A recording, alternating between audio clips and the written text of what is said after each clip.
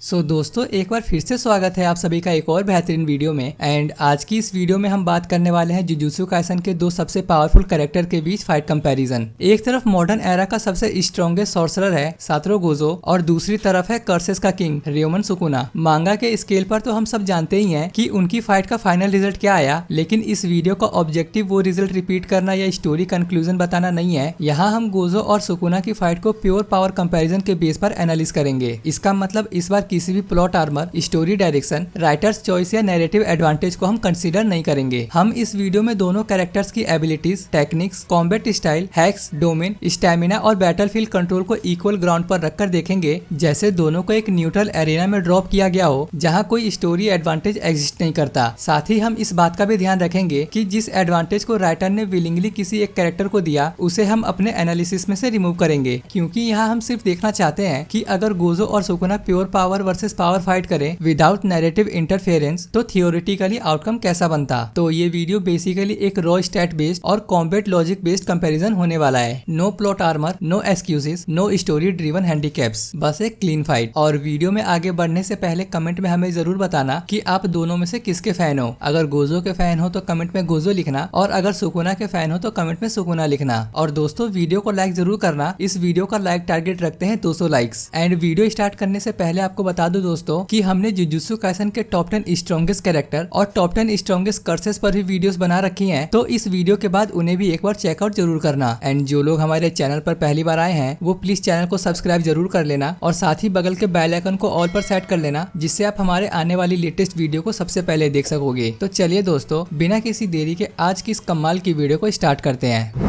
सबसे पहले बात करते हैं गोजो सातोरू की। गोजो सातोरू मॉडर्न एरा का सबसे कंप्लीट सॉर्सरर माना जाता है। उसकी स्ट्रेंथ सिर्फ रॉ पावर नहीं बल्कि टेक्निक मास्टरी, इंफॉर्मेशन कंट्रोल और बैटलफील्ड नॉलेज का कॉम्बिनेशन है। जब गोजो का जन्म हुआ था उस समय कर्सेस लिटरली डर के मारे छुप कर रहने लगे थे। सॉर्सरर वर्ल्ड में पहली बार ऐसा बॉर्न फिनोमिनन देखा गया जहाँ एक बच्चे के बर्थ ने ही एंटायर कर्स इकोसिस्टम को डिस्टर्ब कर दिया। ये चीज अकेले गोजो की पोटेंशियल का अंदाजा लगाने के लिए ही काफी है। अब बात करते हैं इसके पावर्स एंड एबिलिटीज की। सबसे पहले इसके इम्पोर्टेंट ट्रेड्स को समझते हैं। 6 आइज। 6 आइज गोजो को कर्स एनर्जी को माइक्रोस्कोपिक लेवल पर रीड करने की एबिलिटी देता है। ये सिर्फ देखने वाली एबिलिटी नहीं है, ये फाइट में उसे मैसिव डेटा एडवांटेज देता है। ओपोनेंट किस तरह टेक्निक बिल्ड कर रहा है, कौन सा मूव किस इंटेंट से आ रहा है, एनर्जी फ्लो कैसा हो रहा है, सब कुछ वो इंस्टेंट में प्रोसेस कर लेता है। 6 आइज की वजह से उसकी टेक्निक्स में डिले ऑलमोस्ट 0 हो जाता है और एनर्जी वेस्टिंग प्रैक्टिकली खत्म हो जाती है। इससे उसे लॉन्ग ड्यूरेशन फाइट में भी आउटपुट ड्रॉप नहीं मिलता। लिमिटलेस उसकी सेकंड कोर एबिलिटी है जो स्पेस को मैथमेटिकली मैनिपुलेट करने की परमिशन देती है। इसका सबसे विजिबल एप्लीकेशन है इन्फिनिटी, जो उसकी पैसिव डिफेंस है। इन्फिनिटी इनकमिंग अटैक को फिजिकल पॉइंट से पहले ही रोक देता है। अटैक गोजो तक पहुंचता ही नहीं, बस धीरे होते हुए 0 अप्रोच पर फ्रीज हो जाता है। ये डिफेंस जुजुत्सु काइसन में सबसे रिलायबल माना जाता है। इसकी पावर ब्लू स्पेस को कोलेप्स करके वायलेंट पुल जनरेट करता है, जबकि रेड उसका रिवर्स है जो मैसिव रिपल्सिव एक्सप्लोजन देता है। इन दोनों को कंबाइन करके गोजो बनाता है अपना सबसे डिस्ट्रक्टिव अटैक हॉलो पर्पल, जो मैटर को डिस्ट्रॉय नहीं बल्कि स्पेस से ही इरेज कर देता है। ऑब्जेक्ट लिटरल एग्जिस्ट करना बंद कर देता है। अब आते हैं उसकी सबसे आइकॉनिक टेक्निक पर,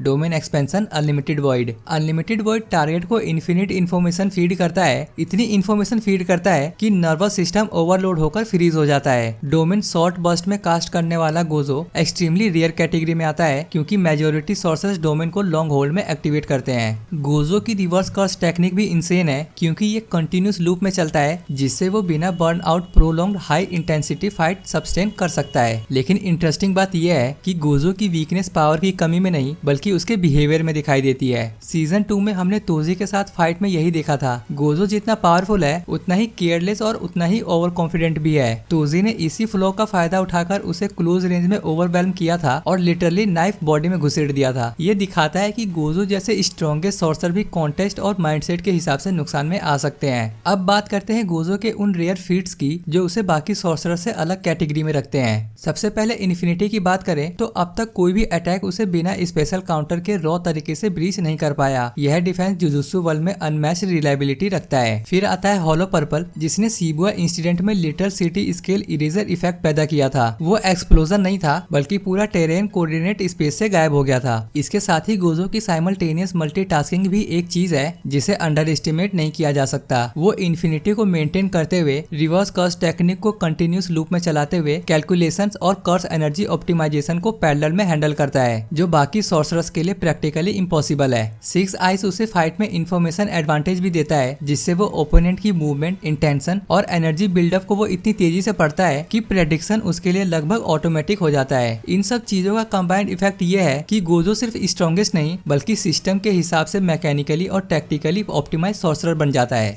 अब बात करते हैं रियोमन सुकुना की। रियोमन सुकुना जुजुत्सु वर्ल्ड का सबसे रिफाइंड और सबसे लीथल कर्स माना जाता है। उसकी स्ट्रेंथ प्योर डिस्ट्रक्टिव पावर नहीं बल्कि technique depth, adaptation, malicious intelligence और किलिंग एफिशिएंसी का कॉम्बिनेशन है। सुकुना की सबसे बड़ी स्ट्रेंथ उसकी वर्सेटिलिटी है। वो सिर्फ एक टेक्निक पर डिपेंड नहीं रहता बल्कि मल्टीपल लेयर्स में फाइट करता है, ऑफेंसिव, डिफेंसिव, टैक्टिकल और साइकोलॉजिकल एक साथ। अब बात करते हैं सुकुना की पावर्स एंड एबिलिटीज की। सबसे पहले बात करते हैं उसकी कोर ऑफेंसिव कैपेबिलिटी की, उसके स्लैशेस। सुकुना के स्लैशेस सिर्फ फिजिकल कट्स नहीं है, ये कर्स एनर्जी स्पेशल डिसेक्शन बेस्ड है जो टारगेट की ड्यूरेबिलिटी को बाईपास कर सकता है। इसका सबसे इंटरेस्टिंग पॉइंट ये है कि ये slashes elemental bodies, reinforce structures और डोमेन बैरियर्स तक को कट करने की कैपेबिलिटी रखता है। इसके बाद आता है उसका सबसे डेंजरस हैक्स डिसमेंटल और क्लीव। डिसमेंटल फिक्स स्लाइसिंग है जबकि क्लीव एडेप्टिव है। क्लीव ओपोनेंट की टफनेस डिटेक्ट करके खुद को उसी के हिसाब से एडजस्ट करता है, जिससे सुकुना को किसी भी टारगेट के खिलाफ स्केलिंग एडवांटेज अपने आप मिल जाता है। ये एबिलिटी उसे सिर्फ स्ट्रॉन्ग ओपोनेंट्स के सामने इफेक्टिव नहीं बनाती बल्कि उसे ऐसे टारगेट्स के खिलाफ भी लीथल बनाती है जिन्हें नॉर्मल सॉर्सरर्स डैमेज भी नहीं कर पाते। सुकुना की फ्लेम टेक्निक्स भी उसकी लिथैलिटी को और बढ़ाती है। ये फ्लेम सिर्फ बर्न डैमेज नहीं देते बल्कि जिस पोर्शन को हिट करते हैं वहाँ रीजनरेशन होना बंद कर देते हैं। ये प्रॉपर्टी मॉडर्न जुजुत्सु में एक्सट्रीमली रेयर है क्योंकि रीजनरेशन बाईपास इतना आसानी से पॉसिबल नहीं होता। डोमेन एक्सपेंशन की बात करें तो सुकुना की मलेवोलेंट श्राइन एक अलग ही कैटेगरी में आती है।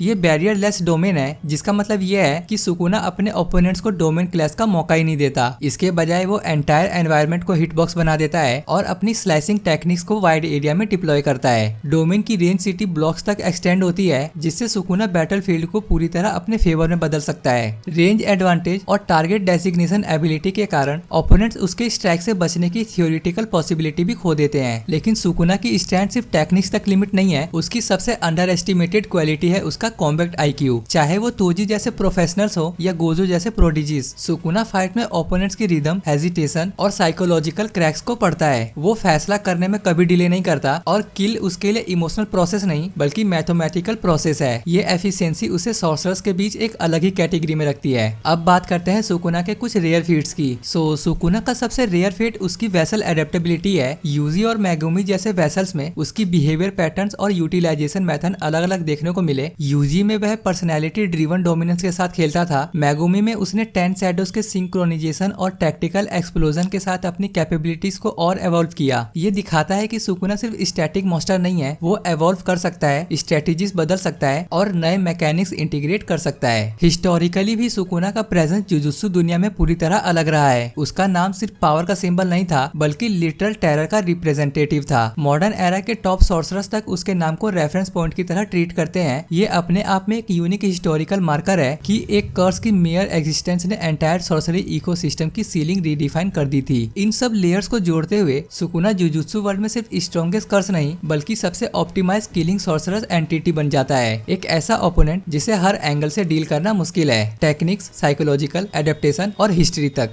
अब स्टार्ट करते हैं इन दोनों की बैटल कंपैरिजन। लेकिन बैटल कंपैरिजन स्टार्ट करने से पहले आपको बता दूं कि हमने पहले भी एनिमे बैटल कंपैरिजन वीडियो बना रखी हैं, जैसे कि Goku versus Saitama, Gojo versus Saitama and Sukuna versus Saitama. So इस वीडियो के बाद उन्हें भी एक बार चेकआउट जरूर करना। तो दोस्तों, यहाँ हम क्लियरली बोल सकते हैं कि इस फाइट का रिजल्ट थ्योरेटिकली सिनेरियो में किस तरफ डाउनग्रेड करता है। जैसा कि मैंने स्टार्टिंग में ही बताया था, हम इस कंपैरिजन में ना राइटर का प्लॉट आर्मर कंसीडर कर रहे हैं और ना ही उनके दिए हुए एक्स्ट्रा स्टोरी एडवांटेज को इंक्लूड करने वाले हैं। और इसी रीजन से इस फाइट का कंक्लूजन सिंपल है, गोजो यहाँ जीत जाएगा। गोजो क्यों जीत जाएगा, अब इसका रीजन डायरेक्टली हम देखते हैं। सबसे पहला फैक्टर यही था कि अगर सुकुना मोहोरागा और मैगुमी की टेक्निक्स के बिना फाइट करता तो गोजो उसके ऊपर बहुत ज्यादा भारी पड़ता। और इंटरेस्टिंग बात यह है कि सुकुना खुद भी इस बात को समझ चुका था, इसलिए उसने मैगुमी की बॉडी को टेक ओवर करने में इतनी एग्रेशन दिखाई। उसने लिटरली मैगुमी को टारगेट इसलिए किया क्योंकि मोहोरागा एक ऐसा शिकिगामी है जो किसी भी टेक्निक को अडेप्ट करके उसका काउंटर डेवलप कर सकता है। सुकुना जानता था कि इन्फिनिटी का डायरेक्ट काउंटर एग्जिस्ट ही नहीं करता, चाहे वो कितना ही अटैक कर दे वो गोजो तक पहुंचते ही नहीं। इसलिए सुकुना के लिए मैगुमी की बॉडी लेना ऑप्शन ऑप्शन नहीं बल्कि नेसेसरी बन गया और इसी पर्पज से मोहोरागा का रोल सुकुना के लिए गेम चेंजिंग बना।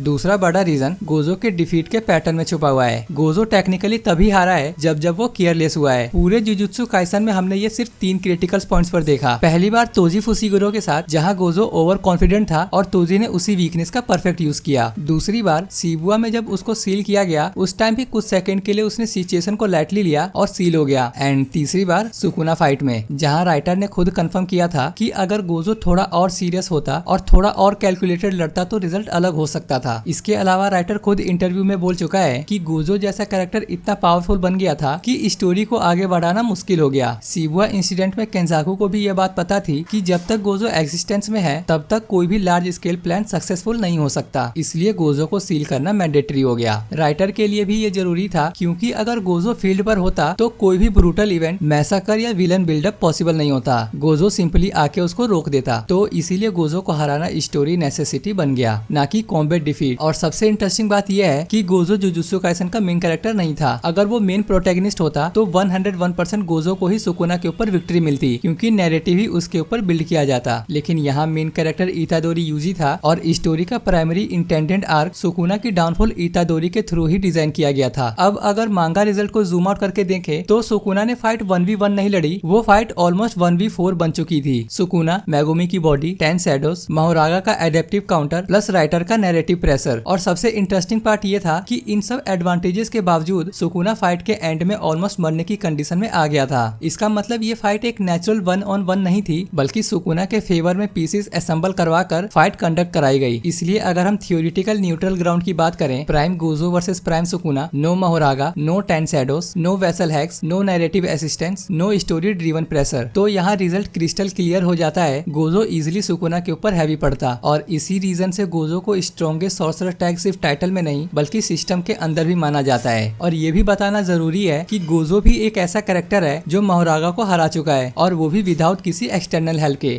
तो दोस्तों ये था हमारा गोजो वर्सेस सुकुना का battle comparison without plot armour और without writer advantages. Pure power, technique, domain और कॉम्बैट लॉजिक के बेस पर हमने देखा कि ये फाइट थ्योरी में कैसे प्ले आउट होती और किसका बैलेंस किस तरफ शिफ्ट होता। अब बारी आपकी है, आपका वर्डिक्ट क्या है? क्या आप एग्री करते हो कि न्यूट्रल सिनेरियो में गोजो सुकुना के ऊपर हैवी पड़ता या आपके हिसाब से सुकुना फिर भी इस फाइट को रिवर्स कर सकता है? अपनी राय कमेंट में जरूर बताना और साथ में ये भी लिखना कि आप गोजो के फैन हो या सुकुना के। और अगर वीडियो पसंद आई हो तो लाइक करना बिल्कुल मत भूलना। इस वीडियो का टारगेट रखते हैं 200 लाइक्स। और जो लोग हमारे चैनल पर पहली बार आए हैं वो प्लीज चैनल को सब्सक्राइब जरूर कर लें और साथ ही बगल के बेल आइकन को ऑल पर सेट कर लें जिससे आप हमारी आने वाली लेटेस्ट वीडियो को सबसे पहले देख सको। तो मिलते हैं एक और बेहतरीन वीडियो में, तब तक के लिए सायोनारा।